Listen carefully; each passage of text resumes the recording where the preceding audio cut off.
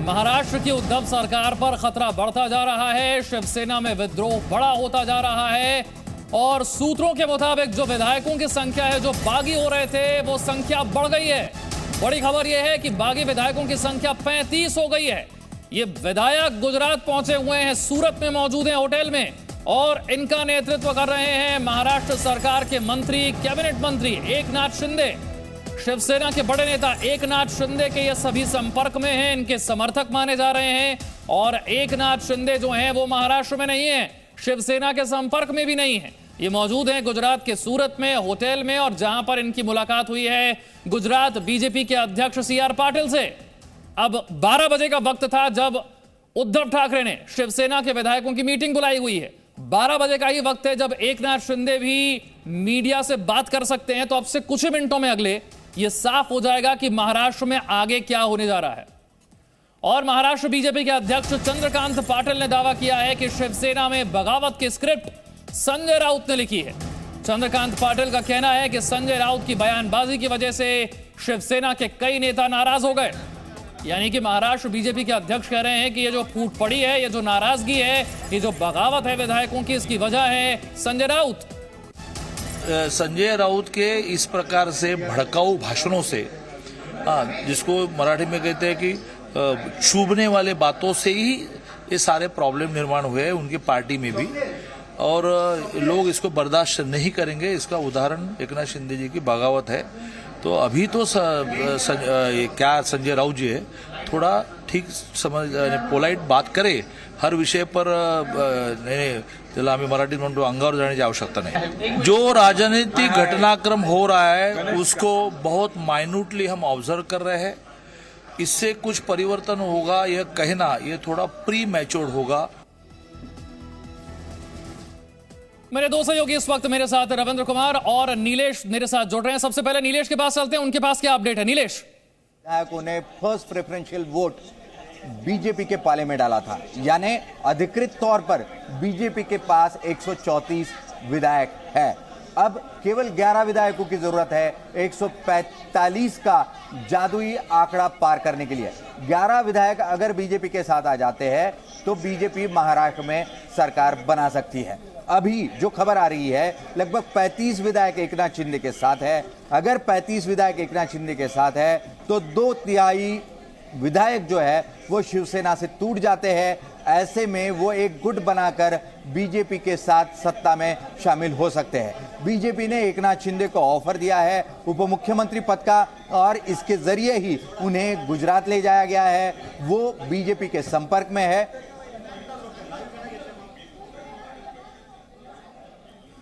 रविंद्र के पास चलते। रविंद्र, कोशिश तो बीजेपी पिछले कई महीनों से कर रही थी, लेकिन मौका तो खुद शिवसेना के विधायकों ने दिया। बिल्कुल, देखिए केंद्रीय नेतृत्व की जहां तक बात है तो केंद्रीय नेतृत्व वेट एंड वॉच की स्थिति में, और अजीत पवार के साथ आपने देखा कि हाथ जला चुकी है बीजेपी। इसलिए 145 नहीं बल्कि 146, 147 जब तक पूरे तरह से आश्वस्त नहीं हो जाए बीजेपी, इतने विधायक उसके पाले में आ चुके हैं अपने और निर्दलीय के साथ मिलाकर, जो एक बहुमत से ज्यादा वोट आ सकता है, तभी केंद्रीय नेतृत्व उसको हरी झंडी देगी।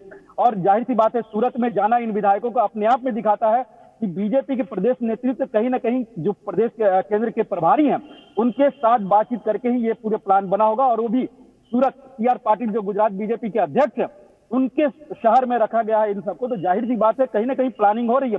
और जैसा कि नीलेश जी बोले कि जो राज्यसभा में और जो बाद में विधान परिषद हुआ, वहां बीजेपी ने अपने आंकड़े भी काफी बहुमत के करीब लेकर आया। तो ऐसे में 145, 146 विधायकों का पूर्ण आश्वस्त हो जाएगा।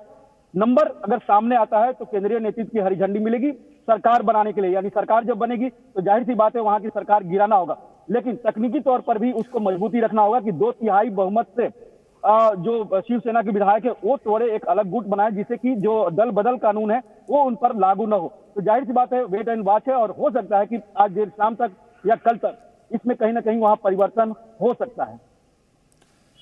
ठीक है, तो महाराष्ट्र में राज्यसभा चुनाव पहले और फिर विधान परिषद चुनाव।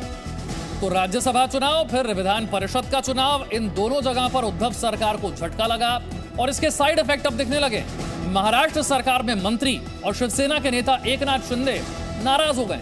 बताया जा रहा है कि अपने समर्थक कई विधायक हैं उनके पास, जो वो लेकर गुजरात चले गए हैं, सूरत के होटल में हैं और अब से थोड़ी देर में वो मीडिया से बात भी करेंगे। ऐसे जो लोग होते हैं इस प्रकार के जो मध्य प्रदेश पैटर्न, राजस्थान पैटर्न जो हुआ है जिसमें, ये सभी लोग गुजरात में ही क्यों रखे जाते हैं? ये देश तो बहुत बड़ा है।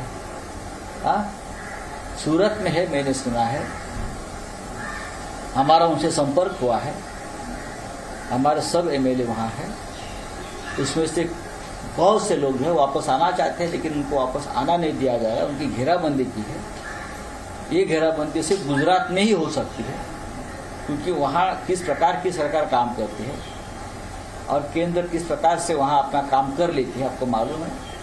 लेकिन जब भी मौका मिलेगा हमारे सभी एमएलए यहाँ वापस आ जाएंगे, क्योंकि वो निष्ठावान शिवसैनिक है। जबकि जो राजनीति है, केंद्र की सत्ता का दुरुपयोग, केंद्र की तपास यंत्रणा का दुरुपयोग और सत्ता से पैसा और उसमें और सत्ता कैसे कमाना, यही उनकी रणनीति रही है। ये असत्य के तरफ भारतीय लोकतंत्र को लेके जा रही है और इसलिए सत्य की विजय होगी। थोड़ा सा रहता है धूप छाव, जो निसर्ग का नियम है, उस तरह से परिस्थितियां रहती है, लेकिन ये धूप निकल जाएगी और सब अच्छा होगा। तो महाराष्ट्र की सियासत से बड़ी खबर यह है कि महाराष्ट्र सरकार के कैबिनेट मंत्री एकनाथ शिंदे और उनके साथ 35 विधायक, ये सभी इस वक्त मौजूद हैं गुजरात में, सूरत में। इसके साथ साथ बड़ी खबर यह है कि उद्धव ठाकरे ने अपने विधायकों की एक आपात बैठक बुला ली है और इसमें शिवसेना के सभी सांसदों को भी बुलाया गया है। 35 विधायक ऐसे हैं जिनका शिवसेना से कोई संपर्क नहीं है। एकनाथ शिंदे भी अब से कुछ ही देर में प्रेस कॉन्फ्रेंस कर सकते हैं। रविंद्र, अब ये तो समझ में आ गया कि एकनाथ शिंदे कई विधायकों के साथ गुजरात में, सूरत में होटल में मौजूद हैं, लेकिन गुजरात बीजेपी के अध्यक्ष का इनसे मुलाकात करना यह बताता है कि प्लानिंग जो है वो बीजेपी की बिल्कुल स्पष्ट है। तो ये प्लानिंग है क्या?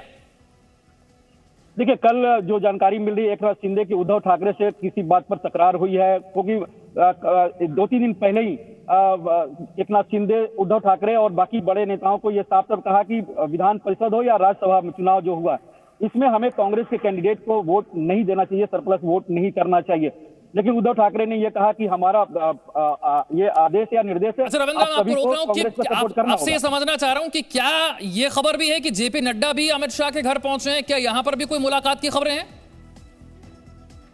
देखिए, आज राष्ट्रपति चुनाव को लेकर एक बड़ी बैठक, संसदीय बोर्ड की बैठक है बीजेपी दफ्तर में, जहां प्रधानमंत्री नरेंद्र मोदी भी आएंगे और राष्ट्रपति चुनाव को लेकर उसमें चर्चा भी होगी। लेकिन जो महाराष्ट्र को लेकर जो डेवलपमेंट हुआ है, तो जेपी नड्डा और अमित शाह का जाहिर सी बात है इस पर मुलाकात होगी और इसमें देवेंद्र फडणवीस भी दिल्ली पहुंचने वाले हैं थोड़ी देर में। तो कहीं ना कहीं ये पूरी व्यूह रचना, अब लग रहा है कि देवेंद्र फडणवीस ये समझाने में सफल रहे हैं कि उनके पास जो बहुमत का आंकड़ा है वो पहुंच चुका है, इसलिए केंद्रीय नेतृत्व अब हरकत में है। और जैसा कि मैंने कहा कि हो सकता है कि आज देर शाम तक या फिर कल तक कहीं ना कहीं महाराष्ट्र में कुछ परिवर्तन देखने को मिले। लेकिन साफ तौर पर है कि जब तक 145, 146 का आंकड़ा पूरी तरह से इन पर्सन अगर नहीं दिखाई देता है केंद्रीय नेतृत्व को, तब तक इसे हरी झंडी नहीं दिया जाएगा, क्योंकि अजीत पवार के समय भी इसी तरह का भरोसा मिला है। लेकिन एकनाथ शिंदे आश्वस्त हैं कि उनके साथ 35 से ज्यादा विधायक रहेंगे, क्योंकि ये मान के चलिए कि जो विधायक है वो काफी दिनों से शिवसेना में रहते हुए भी कांग्रेस और जो आघाड़ी है उसके जो सो कॉल्ड सेकुलर रिज्म है उसको लेकर परेशानी में थे, क्योंकि शिवसेना को माना जाता रहा है कि हिंदुत्व के मुद्दे पर ही पार्टी बनी है। लेकिन हिंदुत्व कहीं ना कहीं, जैसा बीजेपी आरोप लगाते रही है कि हिंदुत्व शिवसेना छोड़कर अब वो कांग्रेस के पाले में चली गई है, तो वो विधायक जाहिर सी बात है नाराज थे कांग्रेस को इतना तरजीह देने का। उनको लगता था कि ठाकरे परिवार गद्दी पर बैठे रहने के लिए पार्टी की जो विचारधारा है उसको कहीं ना कहीं ताक पर रख दिया, इसलिए बगावत भी दिखने को मिल रहा है और संभावना है कि आज देर शाम तक या कल तक कुछ न कुछ नया नतीजा महाराष्ट्र में देखने को मिल सकता है। Presenting B News app available on Google Play and App Store. Download it now.